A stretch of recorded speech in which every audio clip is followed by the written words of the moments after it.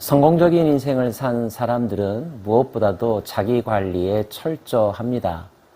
자기 관리에는 어떤 영역들이 있을까요? 시간 관리, 체력 관리, 자산 관리, 목표 관리 등등. 또 하나 중요한 것이 있습니다. 그것은 바로 자신의 자신의 영혼을 잘 관리하는 것입니다.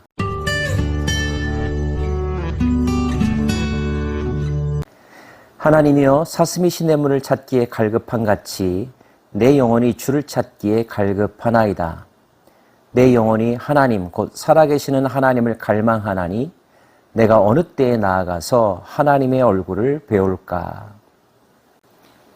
인간은 영과 육으로 구성되어졌다라고 말하죠. 인간은 흙으로 지음받았다고 성경은 말하고 있습니다. 흙으로 지음받은 인간의 육체에 하나님이 호흡을 불어 넣으셨습니다. 그래서 생명이 되었죠. 하나님의 영이 육체 가운데 임하자 비로소 살아있는 존재가 되었다는 뜻입니다. 그 영은 하나님으로부터 왔기 때문에 늘 하나님을 지향합니다. 하나님과의 관계 속에서 건강해지고 자유함을 느끼고 기쁨을 누리게 되죠. 반대로 하나님과의 통로가 막히게 된다면 영은 힘을 잃습니다. 영이 약해지면 마음도 육체도 함께 연약해지죠. 영은 살아남기 위해서라도 하나님을 갈망합니다. 하나님과 함께하고 싶죠. 하지만 우리가 사는 환경이 때로는 하나님을 갈망하는 우리의 영혼의 방향성을 가로막을 때가 있습니다. 그럴 때는 언제이며 그때 어떻게 해야 하는 것일까요? 사람들이 종일 내게 하는 말이 내 하나님이 어디 있느냐 하오니 내 눈물이 쥐하로 내 음식이 되었도다.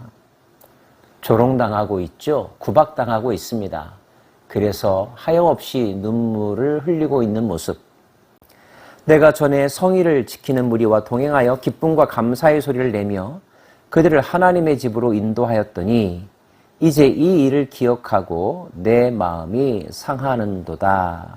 전에 사람들과 함께 하나님의 집에 가서 찬양하고 하나님을 기뻐했던 적이 있었습니다. 그런데 어느 순간 그것이 과거의 일이 되었다는 거죠.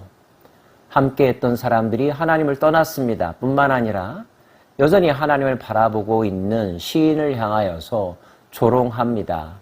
내게 하나님이 있다면 증명해 보라고. 너의 하나님이 어디 갔느냐고 말이죠.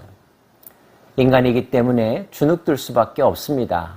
실망할 수밖에 없죠. 낙심의 위기까지 몰리게 됩니다.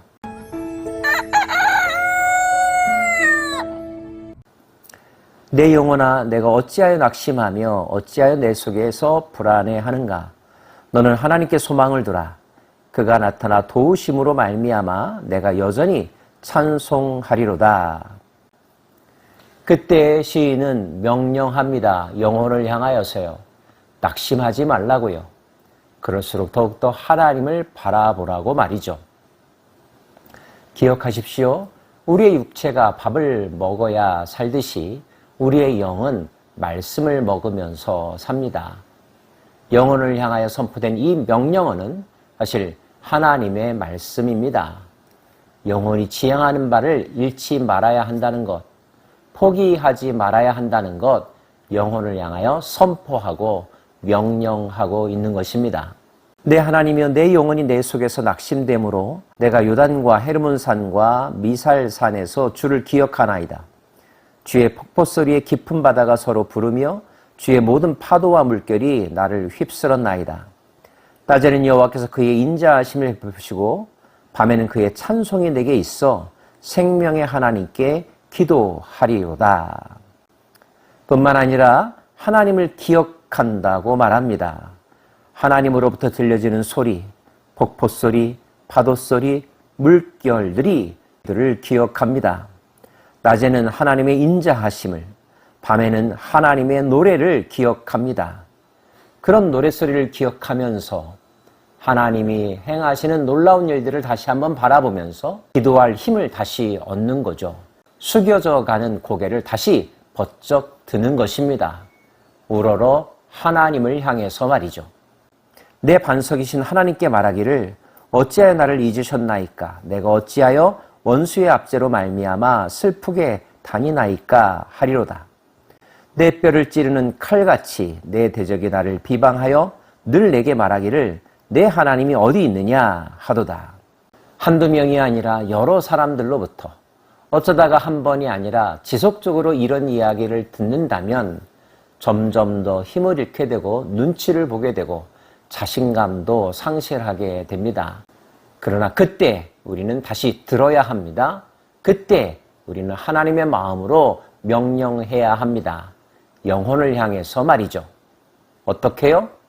내 영혼아, 내가 어찌하여 낙심하며 어찌하여 내 속에서 불안해하는가? 너는 하나님께 소망을 두라. 나는 그가 나타나 도우심으로 말미암아 내 하나님을 여전히 찬송하리로다. 불안해하지 말라고, 하나님께 소망을 두라고, 나는 하나님을 찬양할 것이라고. 그러므로 나의 찬양과 더불어 너도 하나님을 찬양하자고 힘주어 명령합니다. 이런 명령을 들을 때 우리의 영혼은 어떻게 반응할까요? 한두 번의 말로 우리의 영이 금세 회복되지 않을 수도 있습니다. 하지만 반복하여 명령한다면, 그래, 나는 이렇게 살 수 없어. 나의 본향은 하나님의 나라야. 나는 하나님을 노래하도록 지음받은 존재이지. 다시 자각하게 될 것입니다. 꿈틀거릴 것입니다. 힘을 모을 것입니다. 그리고 소리를 높일 것입니다. 그래서 내 안에서 나의 영이 찬양할 것입니다. 찬양하면 할수록 나는 더욱더 강대해질 것입니다. 나를 조롱하던 원수들도 떠날 것입니다. 엄습해오는 어두움도 사라질 것입니다. 빛으로 충만할 것입니다. 은혜와 승리감으로 충만할 것입니다. 나는 왕같은 제사장이 될 것이며 승리의 왕이신 주를 따르는 강력한 군대가 될 것입니다. 창세기에서 주셨던 말씀, 생육하고 번성하고 땅에 충만하고 이 땅의 모든 것들을 다스리고 경영하게 될 것입니다. 하나님의 나라를 다시 건설하는 일에 힘을 쏟게 된다는 거죠. 그 노력은 헛수고로 끝나지 않을 것입니다. 풍성한 열매, 아름다운 결말들을 얻게 할 것입니다. 신나고 기쁘지 않습니까? 그런 삶의 모습으로 오늘 하루 살아가는 우리 모두이기를 원합니다. 기도합시다.